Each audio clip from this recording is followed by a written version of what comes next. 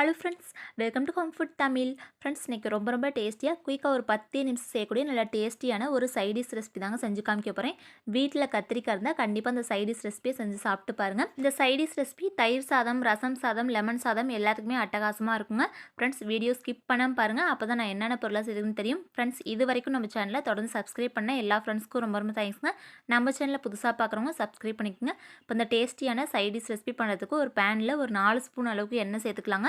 எண்ணெய் நல்லா காஞ்சதும் கடுகு உளுத்தம்பருப்பு வந்து சேர்த்துக்கலாங்க. ஒரு கொத்தளவு கருவேப்பிலை, காரத்துக்கு வரமிளகாய் நான் ஒரே ஒரு வரமிளகாய் சேர்த்துருக்கேங்க. அந்த சைடிஷ் ரெசிபி நல்லா காரசாரமாக செஞ்சு சாப்பிட்ற மாதிரி தான் நீங்கள் வரமிளகாய் சேர்க்கறதுக்கு பதிலாக பச்சை மிளகாய் கூட வந்து சேர்த்துக்கலாங்க. இப்போ வரமிளகாய் லேசாக நல்லா கலர் மாதிரி வந்ததும் தேவையான அளவுக்கு கத்திரிக்காய் வந்து உங்களுக்கு பிடிச்ச ஷேப்பில் வந்து கட் பண்ணி எடுத்துக்கலாங்க. நான் இன்றைக்கி நீல வாக்கில் வந்து கட் பண்ணி எடுத்துக்கிறேன். இந்த சைடிஷ் ரெசிபி இதே மெத்தடில் செஞ்சிங்கன்னா ஒரு 2லேருந்து 3 நாள் வரைக்கும் கெட்டு போகாமல் இருக்குங்க. இப்போ கத்திரிக்காய் எல்லாமே சேர்த்துட்டு கொஞ்சமாக பெருங்காயத்தூள், ஒரு அரை ஸ்பூன் அளவுக்கு மஞ்சத்தூள் சேர்த்துக்கலாங்க.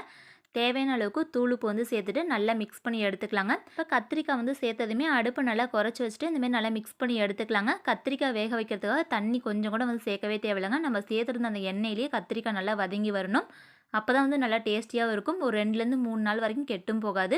இப்போ மீடியம் ஃப்ளேமில் வச்சுட்டு இந்த கத்திரிக்காய் வந்து வேகிறதுக்காக ஒரு மூடி போட்டு அப்படியே வச்சிடலாங்க. இப்போ ஒரு 2லேருந்து 3 நிமிஷம் நல்லா அந்த கத்திரிக்காய் அந்தமாரி நல்லா வதங்கி வந்ததும் மூடி போட்டு வச்சிட்டோம்னா நம்ம வந்து அதாவது மிளகாய்த்தூள் சேர்த்தா தான் டக்குன்னு வந்து கருகி போயிடும். நம்ம வந்து மஞ்சத்தூள், பெருங்காயத்தூள் தான் சேர்த்துருக்கோம். அதனால் சீக்கிரமாக வந்து கருகியும் போகாது.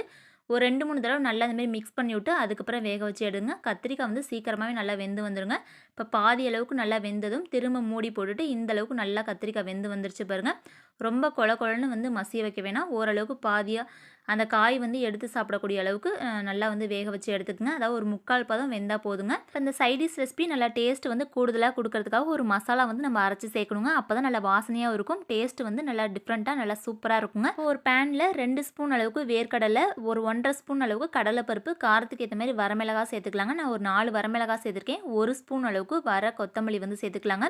1.5 ஸ்பூன் அளவுக்கு வெள்ளை கலர் எள்ளு இருக்கும் பாருங்கள், எள்ளு வந்து சேர்த்துக்கலாங்க. இப்போ இந்த வேர்க்கடலை, கடலைப்பருப்பு, எள்ளு எல்லாமே நல்லா வறுபட்டு கொஞ்சம் கலர் மாதிரி வரும். அந்த வாசனை வந்து வருங்க. நல்லா வறுபட்டதும் ஒரு பிளேட்டில் போட்டு ஆற வச்சு மிக்ஸி ஜாரில் சேர்த்துட்டு நல்லா பொடியாக நைஸாக அரைச்சி எடுத்துக்குங்க.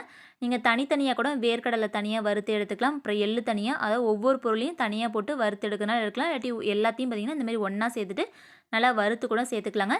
இப்போ கத்திரிக்காய் பார்த்திங்கன்னா பேன் சூட்லேயே இந்தளவுக்கு நல்லா வந்து வெந்து வந்திருக்கு. இப்போ இந்த கத்திரிக்காய் வந்து கெட்டு போகாமல் இருக்கிறதுக்காக கொஞ்சமாக வந்து புளி பேஸ்ட்டு, அப்படி புளி தண்ணி வந்து சேர்த்துக்கலாங்க. இல்லாட்டி கொஞ்சமாக புளி வந்து நல்லா பிச்சு அப்படியே போட்டுக்கலாம். இப்போ அரைச்சி வச்சுருந்தா அந்த மசாலா வந்து இருக்குது பாருங்கள், அதை எல்லாத்தையும் சேர்த்துட்டு இந்தமாதிரி நல்லா மிக்ஸ் பண்ணி எடுத்துக்குங்க. ஒரு 2 நிமிஷம் நல்லா சூடுபடுத்தி எடுத்துக்குங்க. அப்போ தான் வந்து கெட்டு போகாமல் இருக்கும், வேர்க்கடலாம் சேர்த்துருக்கிறதுனால. இப்போ ஃப்ளேவருக்காக கொத்தமல்லி தழை தூவிட்டு நல்லா மிக்ஸ் பண்ணோன்னா நல்லா டேஸ்டியான கத்திரிக்காய் பொடிக்கறி வந்து சூப்பராக ரெடி ஆகிடுச்சு பாருங்கள். இப்போ இந்த வேர்க்கடலை, எள்ளு, வர கொத்தமல்லிலாம் நல்லா வறுத்துட்டு அரைச்சி சேர்த்துருக்கிறதுனால நல்லா வாசனையாக சூப்பராக இருக்கும். டேஸ்டியாக அட்டகாசமாக இருக்குங்க.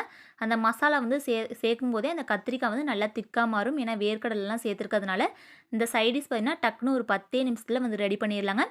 இதே மெத்தட்லேயே பார்த்திங்கன்னா நீங்கள் வாழைக்காய், அந்த கோவக்காய்லாம் வந்து இருக்கும் பாருங்கள், அதெல்லாம் பயன்படுத்தி நீங்கள் வந்து செஞ்சுக்கலாம். உருளைக்கிழங்கு இதெல்லாம் பயன்படுத்தி இதே மெத்தடில் இந்த சைடிஷ் வந்து ரெடி பண்ணிக்கலாங்க. இந்த சைடிஷ் ரெசிபி தயிர் சாதம், லெமன் சாதம், ரசம் சாதம் எல்லாத்துக்குமே அட்டகாசமாக இருக்குங்க. குழந்தைங்களுக்கு ஸ்கூலுக்கு போகும்போது லஞ்ச் பாக்ஸ் ரெசிபியாக வந்து தயிர் சாதம்லாம் செஞ்சு கொடுத்தா கண்டிப்பாக இந்த சைடிஷ் ரெசிபியை ஒரு டைம் வந்து செஞ்சு கொடுத்து பாருங்கள். சாதம் வந்து கொஞ்சம் கூட வேஸ்ட் பண்ணாமல் சாப்பிட்டு வருவாங்க. அடிக்கடி இந்த சைடிஷ் வந்து செஞ்சு கொடுக்க சொல்லி கேட்டுகிட்டே இருப்பாங்க. அந்தளவுக்கு நல்லா சூப்பராக இருக்குங்க. ஃப்ரெண்ட்ஸ், இதே மெத்தடில் இந்த டேஸ்டியான கத்திரிக்காய் பொடிக்கறி செஞ்சு சாப்பிட்டு பார்த்துட்டு எப்படின்னு கமெண்ட் பண்ணுங்கள்.